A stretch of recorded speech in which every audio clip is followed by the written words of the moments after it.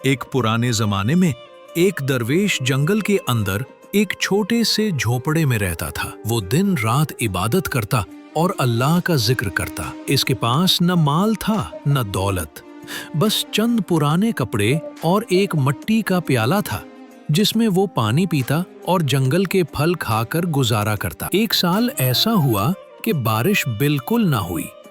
जमीन फट गई, दरख्त सूख गए और जानवर प्यास से मरने लगे।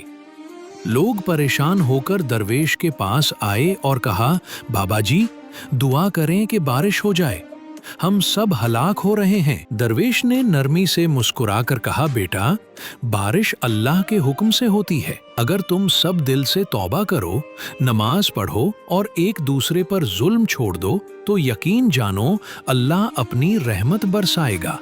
लोगों ने वादा किया कि वो अपनी गलतियां छोड़ेंगे और दिल से अल्लाह की तरफ रुजू करेंगे। दरवेश ने वुजू किया, नमाज पढ़ी और दुआ के लिए हाथ उठाए। अभी दुआ खत्म ही हुई थी कि अचानक बादल छा गए, आसमान गिरजा और बारिश तेज बरसने लगी। सूखे हुए दरख्त हरे हो गए और जानवर खुशी से उछलने लगे। सब लोग हैरान रह गए और दरवेश के कदमों में गिरकर कहने लगे, बाबा जी, ये सब आपकी दुआ की बरकत है।